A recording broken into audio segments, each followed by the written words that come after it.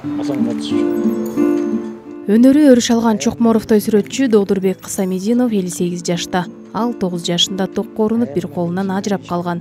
Бул эч качан чыгармачылыгына тоскоолдук жараткан эмес. Тескерисинче бир канча эмгектерди жаратып, бир топ жетишкендиктерге жетишип келет. Чыгармачылыкка кандайча кантип аралашып калгансыз? бул бир ойлойм да, мындай бир туулганда эле пайда боло турган туулбаса эле нерсе го депчи. Анан качан башталганын деле билбейм да. Бала кезден эле болуш керек, ушул менин билишимче. Бул бала кезден эле сүрөт тарта баштаган, мындай жанагы акыл эске келгенден баштап эле. Ойногонум да бир башка болчу, бир баткак саткак менен. Иши кылсам, кичине чоңоюп акыл эсиме келгенден баштап эле да, ушул баягы адам баласынын канында болот окшойт. Негизи эле, мисалы үчүн башка Алкул Усманов делечи, же болбосо Чыңгыз Айтматов деле. Башка балдарга салыштырганда мындай бир башкача ойнойт да. Ойногон да. Мисалы үчүн Чыңгыз Айтматов сразу эле кичинекей кезинен баштап эле переводчик болуп эле, анан бир ушундай бала кези ошондой өткөн да. Чыгармачылык делечи ошол кошо жаралат экен да, менин билишимче. Мындай точно бир датаны айта албайсың да. Мындай биринчи класста же экинчи класста баштадым тиги бу дегендей. Бул баягы биринчи класстан баштап эле ошол сүрөт тарта баштасам керек да, менин билишимче. Эми андан бөлөк деле мындай сабактарды деле жакшы эле окучумун. Анан көбүнчө мындай китеп көп окудум да. Аябай көп. Бул жактын жазалышы этно стиль. Бул жерде эч кандай мындай азыркы убакыттагыдай материалдар жок. Көпчүлүгү баягы натуральный керамика, анан көпчүлүгү мындай жөн эле дүмүр, ошондой эле жөнөкөй материалдардан жасалган да. Анткени этно стилге бул азыркы современный убакытта материалдар неме бербейт да, эффект бербейт. Азыр деги эле искусстводо бул жанагы натуральный материалдар менен иштеген бул пайдалуу да. Мындай көп каражат кетпейт. Бүт баары азыр болушунча деги эле иш кылганда болушунча материал мындай эффектный, анан арзан болуш керек да. Негизи алганда бул жерде этно стилге жалаң натуральный. Бул жерде даже кожа бар, кээ бир жеринде серебро бар, кээ бир жеринде керамика бар. Негизинен жөн эле жыгач. Бул жыгач болгондо да жөн эле дүмүрлөр, суудан аккан агымдылар, ушундай эле нерселерден жасалган. Ушул тарткан сүрөттөрүңүз менен, тарткан эмгектериңиз менен мындай коомчулукка эмне бергиңиз келет? Анан ошо сүрөттөрүңүз коомчулукка кандай таасир берет деп ойлойсуз? Чыңгыз Айтматов бар деп таанылат да кыргыз эли. Көп элге Чыңгыз Айтматов таанытып койду. Манас дагы ошондой. Манасты дагы бул кыргыз элиники деп тааныйт. Ошондой эле ошол сыяктуу бир чыгарманы жаратсак, мисалы үчүн же кино искусствосунда, же театрда, же бир жакшы китеп, же бир ошондой эле искусствонун бир картина үчүн элиңди даңазалай билсең жакшы да. Мисалы үчүн нукура кыргыздын жөн эле бир айчылап келаткан чоң энелеринин сүрөтүн тартып койсо болот да. Эң жөнөкөй эле. Кыргыздын тарыхы негизи бул аябай байыркы элбиз да. Ошону далилдей албай кыйналып жүрөбүз да. Историябыздын деги эле чекеси оюл элек. Искусствобуздун деги эле чекеси дагы оюл элек. Искусство, адабият бул өзүбүздүн түпкү нерсебизде жатат. Мындай бир нерсеге таяныш керек да. Деги эле чекеси оюл элек. Тарыхта, философияда бүт жөн эле Манасты изилдеп көргөн кишичи бул кандай десем, мисалы үчүн кыргыз элинин тарыхычы байыркы грек элдериникиндей эле, Кытайдыкындай эле. Тет Алтайдан берки келаткан историябыз. Эми гректердики да кичине кагазга жазылып калган, Кытайдыкы деле ошондой жазылып калган. А кыргыздардыкы деле ошондой эле. Гректерде тең балким бир легендарный жанагындай немеси бардыр, бир адабияттары бар да. Мисалы үчүн жанагы Троя дегенчи. Алардын деле баатырлары бар, Македонский тиги бул деген. Бирок эмне бизде манас бар да. Чыңгыз хан болсо тиги жакта жата берсин. Бирок булар неме да? Булар жөнөкөй эле полководецтер. Мисалы үчүн Чыңгыз хан, Македонский, там Темирлан, Манас деле ошондой. Бирок Манастан изилдеп келгенде алардан алда канча үйдө турат. Историябыз да ошондой. Бирок изилдеген киши жок да. Ошону хотя бы сүрөт менен мен бир жок дегенде кичинекей бир нерсесин көргөзсөм, ошол жакшы да, кичирээк эле нерсесин. Чоң бир болчойгон бир тоого кошом деген ойдон кичине алысмын. Эгерде мен кичирээк нерсе жасап кетсем, менин аркамда келаткан давирлер андан дагы жакшы кылып болот. Деген кыргыз эли каяка баратабыз деген суроогочу мындай жооп бериш аябай кыйын да. Ошол биздин өлкөдө сүрөтчүлөрдүн эмгектери кандай бааланат? Таптакыр эле мындай кыркырып чыгышат го кээ бир. Мисалы үчүн акындарды неметпей атат, мындай бааланбайт, анан же художниктерди баалап айтат, же болбосо миңтеп атабыз, же каралбайт. Эми кандайдыр бир өлчөмдө ошондой эле. Бирок таптакыр антип айткандан мен алысмын да. Кудай шүгүр акындарды сыйлаган адамдар бар, коллекционерлер бар, кээ бирөө сатып алат. Кудай шүгүр бир чакан коллектив болсо дагы, мисалы үчүн мен керекмин. Ушундай да. Анан таптакыр эле тиги президентке чейин асылып кетет го. Мен ушундан алысмын да. Эмне дыйканды деле карабай коюп атат. Күндө нан таап берип атса делечи. Налогду болчойте салып салабыз байкуш дыйканга. Ал болсо нан көтөрүп келип атса делечи. Ошондон алыш жасаш керек да. Мындай өзүңдүн жашооңду, өзүңдүн художник болуп төрөлүп калганыңды мындай арман кылбайчы. Жок болсо дагы ичине тоо деп бүгүн болбосо эртең болот дегендей жашоо менен жашаган жакшы да. Бунун өзүнүн технологиясы мисалы үчүн башка жерде жок да. Стиль болсо неме? Этно стиль. Бул негизи рисуноктары скифтердики. Сак, древний, ошол эле биздин ата бабалардан калган стиль ушундай да. Көпчүлүгү жанагы ташка чегилген наскальный рисуноктардан алынган да, рисуногу. Иштелиши болсо материал болсо бетон. Кадимкидей эле бетон. Только ушул жерден жасалат да. Монусу болсо кадимкидей эле материал алып, машинка менен саймаларын сайып чыкканбыз атайын. Ушул цветтерди тандагансыздар, өндөрдү. Анткени себеби жалаң бетон болуп калгандачы, мындай катуу болуп калат да. Когда уже кичине кийиз же болсо мындай материал бергенде мындай жумшак болуп калат. Стена өзү жумшак да. Эффект жакшы берет да. Чырактары тетигилери кадимкидей күйөт, анан мындай жыгачтын ичинде көчмөндөрдүн немеси көрүнүп турат да. Оттору. Алыстан мындай. Ошол да философиясы ошондой.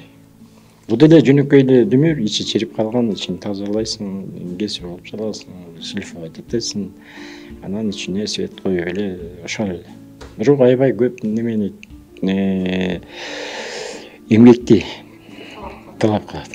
Жазалып бүтүп калгандан кийинчи мындай көп деле киши маани бербейт. На самом деле муну дагы аябай өздөштүрсө болот. Анткени бир кичинекей светильник сатып алсаң азыр аябай кыйбат да. Бир кичинекей эле патрон анан бир лампочка кетет да буга.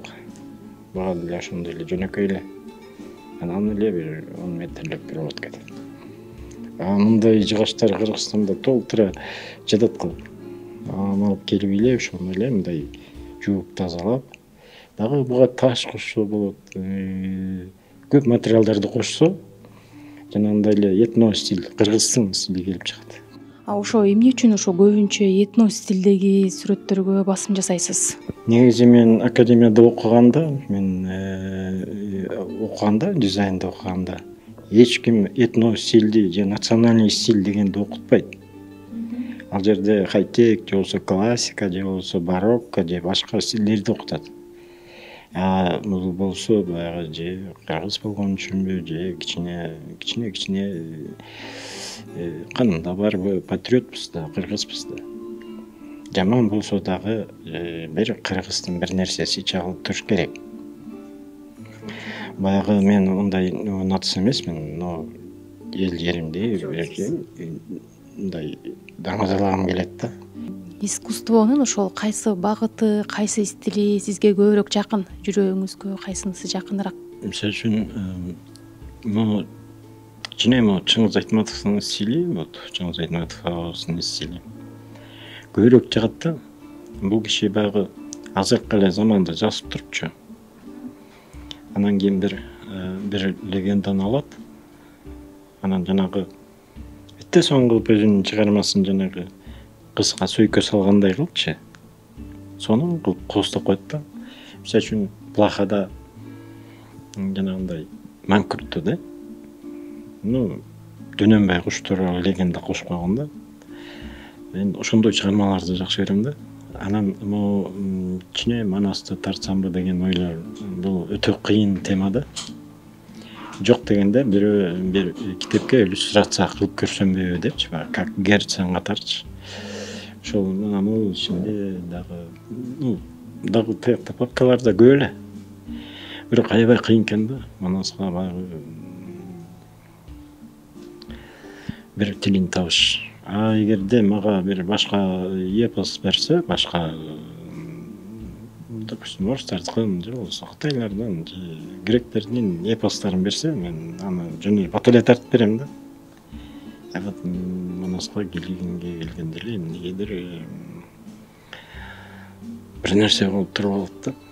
Сиз мындай жаңы чыгармаларды тартканда, сүрөттөрдү тартканда кандай темалар, кандай мотивдер түрткү берет сизге? Болушунча жөнөкөй. Эң жөнөкөй нерсе бул эң кооз нерсе. Баягы мисалы үчүн жөнөкөй эле бир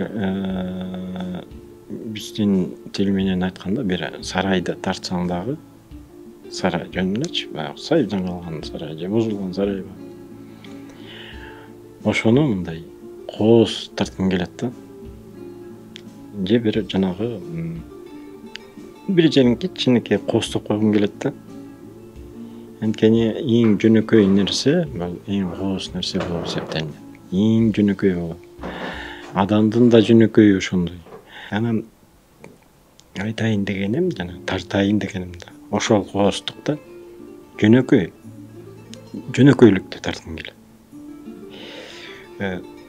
Баягы жөн эле кетип бараткан бугу же жөн эле бир сарай же жөн эле бир тоо тургандай көрүнөт. На самом деле ал жөн эле тоо эмес да. Мен ал тоону сөзсүз кыдырып чыгам, үстүнө чыгам, астына чүйөм, анан келип анан тартам.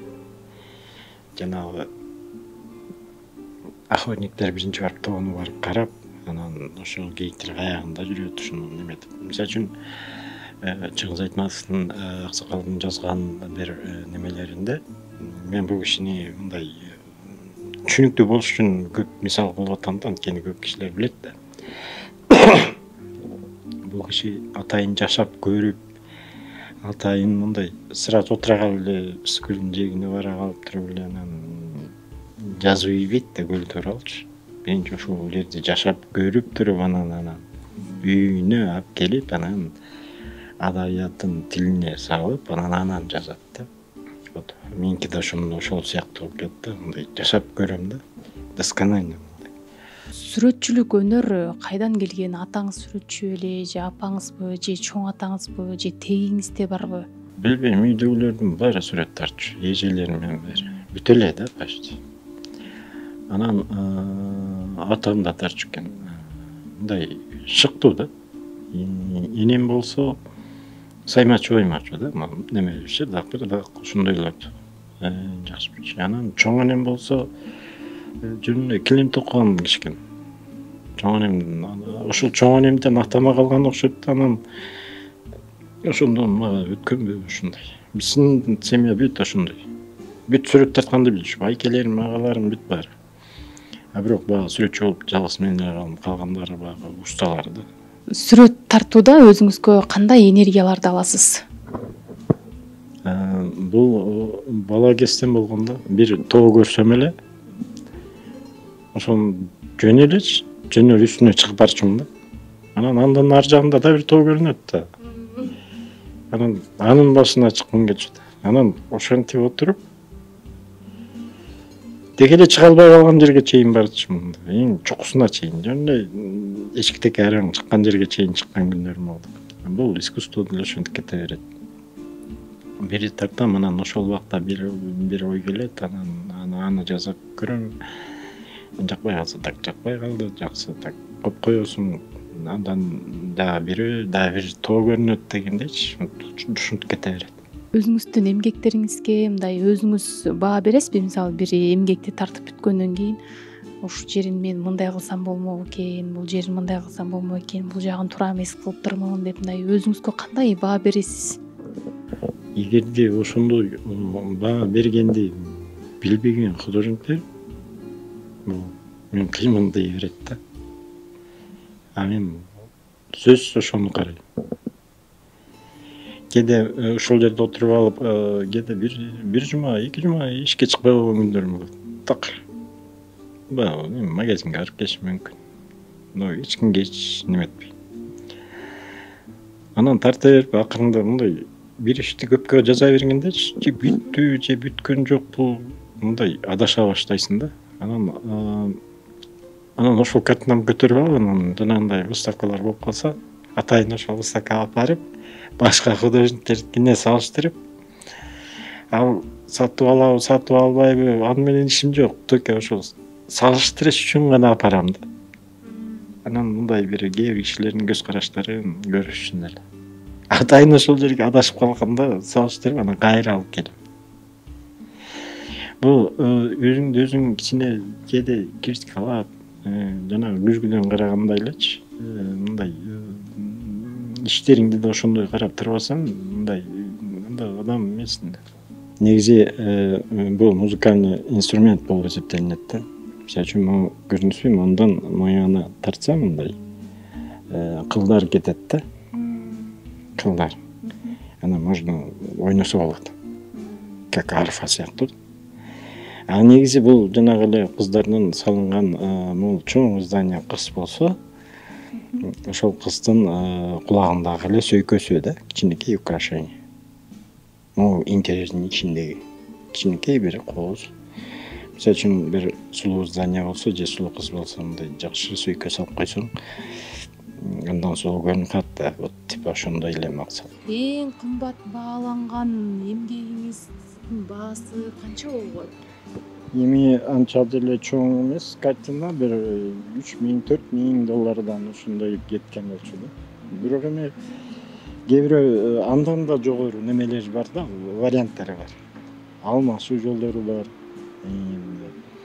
Подарок этсем алар мага андан да көп нерсени подарок этип, бир башка жакшы жактары бар. Эми неме деп айта албайм да, мындай таптак эле арзан болуп калды, же таптак эле көп болуп кетти деп айта албайм да. Ишмердүүлүгүңүздө кийинки келечектеги максаттарыңыз, пландарыңыз боюнча да айтып берсеңиз. Бул максаттар аябай көп. Болушунча, жылына бирден выставка ачыш керек да. Кээ бирөө чын деле жанагындай тиричиликтин назарынанчы неметип калышкан, мындай токтоп калды да. Анан ошолорго мотивация. Менден жашыраак көпчүлүк ошондой да. Мындай өзүм жалгыз эле эгоист болуп кете бербейчи, выставка ача бербей, аларды кошо. Биз анткени элбиз. И еще жөнөкөй эл эмеспиз. Эл катары элбиз да. Өзбекстан, Казакстан, Кытай, Орус дегендей эле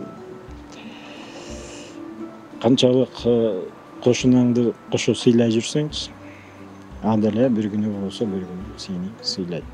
Бул эң жөнөкөй эле философия. Эми анын ичинде дагы жолдору бар. Ошол балдарды ала кетсем, кичине дагы бир жылдар өткөндөн кийин кичине өзүмө приятныйраак болот. Вот жашоо кызыктуураак болот да. Бүгүнкүдөн эртең жакшы, эртеңкиден бүрсөөнү жакшы болот. Мындай жашоодо прогресс болуп турган жакшы да. Мындай жанагы айлык алганга көнүп алган адамчы, бул акыры жүрүп өзү деле тажайт, анан тиги айлык берген киши да тажайт да. Токтоп калат жашоо. Ошон үчүн күндөн күнгө башкача, анан жакшы ушундай вариант. Билишимче, бул өмүрдө апаңыз жок, Атам да, энем дагы көзү өтүп кеткен. Аябай жакшы кишилер болчу. Атамдын атынан атайын бир көчөнү коюп беришкен айылда. Ал киши аябай көп жыл мага болгон.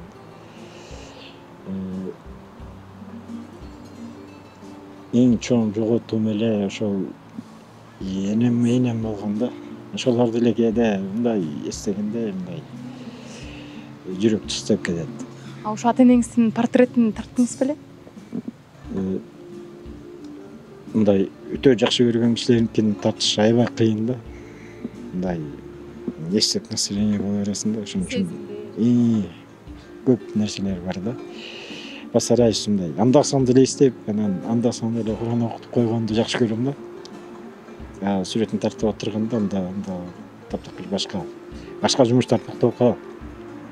Негизи бизде өзүндө мындай барында барктабайбыз го, анан кийин сиз ошо ата энеңизди барктаганга жетиштиңизби? Апаңыздын ак сүтүн актаганга? Эми аны эч ким актай да алган эмес, актай да албайт экен. Анан жанагы көзү тирисинде дегенде жетимден бөлөк эч ким түшүнбөйт экен. Бул сөздү жоготкон, жок калган киши гана түшүнөт.